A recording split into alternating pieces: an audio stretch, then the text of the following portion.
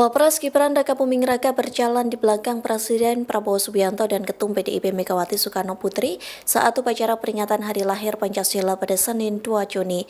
Hal ini menuai komentar dari pengamat politik Roky Gerung yang disampaikan melalui podcast di channel YouTube-nya. Roky Gerung menilai momen tersebut terkesan kurang pas karena Gibran berjalan membuntuti Prabowo dan Megawati. Pasalnya, Gibran yang statusnya sebagai wakil presiden justru berjalan di belakang Megawati.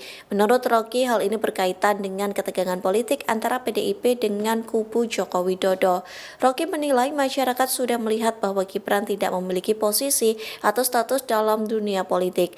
Bahkan pengamat politik ini menyebut Gibran sudah kehilangan marwahnya lantaran berjalan di belakang Megawati.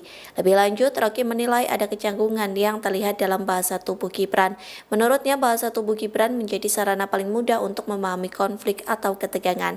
Selain itu, Roky menyebut Gibran mulai oleng karena diabaikan saat Prabowo bertemu Megawati. Diketahui sebelumnya, Prabowo dan Megawati tampak berjalan berdampingan ketika memasuki lokasi upacara di Kementerian Luar Negeri Jakarta. Sementara itu terlihat Gibran berjalan sendiri di belakang mereka. Prabowo yang awalnya berdiri sendiri di depan menengok ke arah Megawati untuk memberi kode agar berjalan berdampingan dengannya. Kemudian Gibran yang berada di belakang mereka pun hanya mengekor keduanya.